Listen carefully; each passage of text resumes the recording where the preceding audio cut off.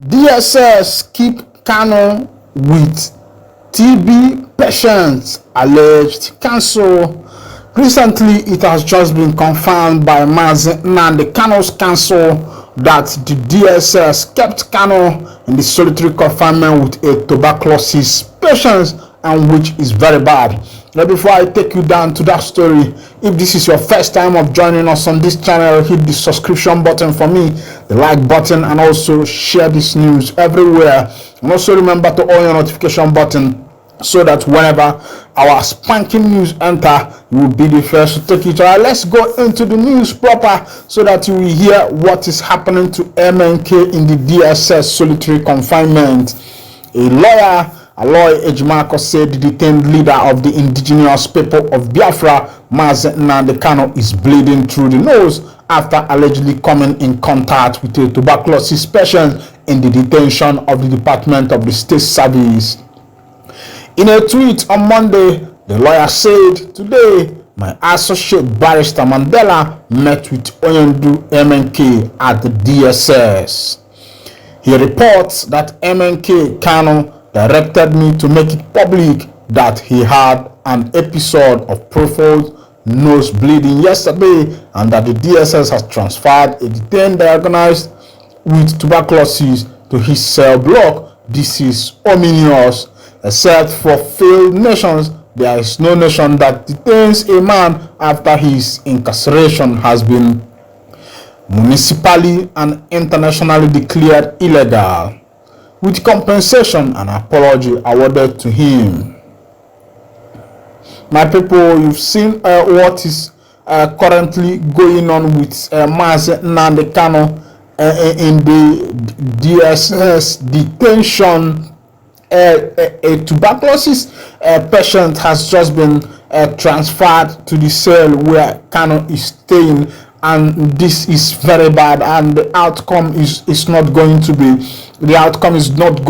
very good for Nnamdi Kanu, who has been in the DSS detention for a very long time now, getting to 2 years, and I don't know why the DSS have to do that, transferring a tuberculosis patient into Nnamdi Kanu's cell. That is very bad, because even in the hospital, the tuberculosis patients have their own designated area. They don't come in contact with other patients that are in the hospital, because tuberculosis is very contagious and is dangerous for every human being. It's dangerous for the health, and that sickness is not what you can come by very easily. And as it stands now, this is what Nnamdi Kanu is currently passing through in the DSS detention, and I put the blame on the DSS for not regarding what could be the outcome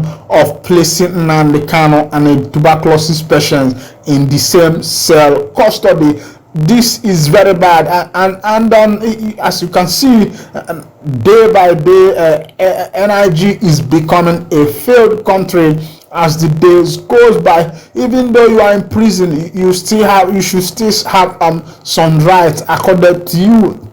And Nigerian police officials, Nigerian officials are not doing well. They are not doing well. They are not doing well. They are not doing well at all. And this is very appalling.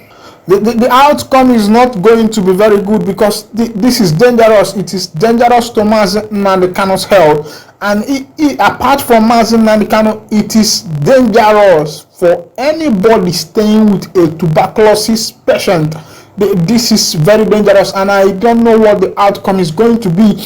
And it has been confirmed that MNK is bleeding profusely from the nose, and this could be as a result of infection. It could have been that Nnamdi Kanu has been infected by this tuberculosis, and if that becomes the case of Nnamdi Kanu, it means that him surviving in that DSS custody is 50-50, because I don't think he's being properly taken care of in that DSS detention, and now he has to suffer another illness again, which is related to tuberculosis, and is going to be very bad for Mazi Nnamdi Kanu. The Nigerian security forces are not doing well at all. The same thing happens to the people in prison. When you go to Nigerian prison, you find that the people's life are not being taken care of at all, and which is very bad.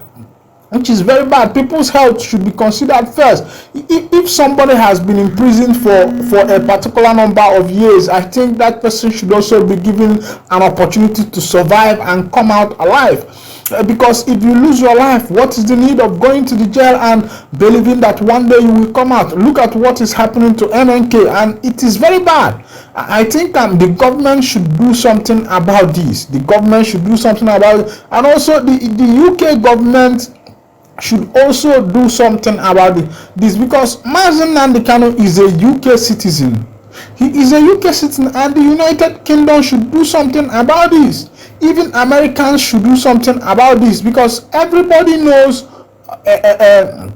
what MNK is fighting for. He is fighting for his people, fighting for freedom, fighting that his people that there should be a proper democracy. Look at the kind of democracy that is being practiced in Nigeria now. The election of 2023, I will tell you, is no more an election, nothing but selection.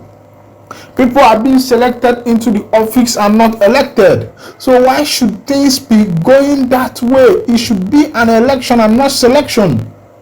The APC government are going here, they are taking it to another level. The rigging is becoming very, very glaring. People can just see what is happening.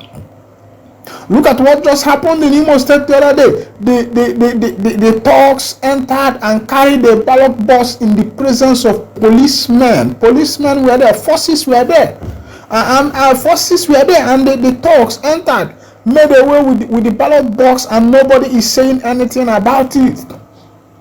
This is what is called power corrupts, and absolute power corrupts absolutely. If this continues in Nigeria, I don't know where this country will be heading to. Let me bring you to another news. I wouldn't want to be wasting much of your time on the analysis. This one, the Department of State Service has said it is investigating the alleged attack on one of its staff members during the supplementary election in Anambra State. Development was made known by the spokesperson of the DSS, Dr. Peter Afunaya, in a statement obtained by our correspondent on Sunday. Afunaya said the attention of the Department of State Service has been drawn to a trending video on social media in which someone suspected to be Issa was allegedly manhandled by some political miscreants in Adamawa State. This followed the development arising from the supplementary governorship election in the state. The service wishes to inform the public that it has commenced a full investigation into the circumstance that led to the incident. The DSS further sued for calm while urging concerned parties to eschew violence. Afunaya added, while calling for calm, the service also implores concerned parties in Adamawa State to remain peace-loving and shun violence. As you can see, a Nigerian election has become one that is full of violence. People don't even know their left nor right anymore, because the politicians seems to be doing whatever comes to their mind, and they believe that they are in power, that they can do whatever they wish to do. But they should remember also that karma is real, because whatever you do in this life, karma is actually waiting to face you at the other end of life. So whenever the politicians are doing their evil act, and the acts that are not in line with Nigerian constitution, they should also remember that karma is real, and also that God Almighty, who is in heaven, is watching the acts of men. Even though that the poor masses will not be able to defend themselves or talk about the things that is just currently going on in this country, but God is there watching. Remember that you are still on your favorite and one and only channel, If this is your first time of joining us on this channel, just hit the subscription button, like button, share button, and also remember to on the notification button so that whenever our news drop, you'll be the first to collect it. Thank you for listening to this wonderful channel.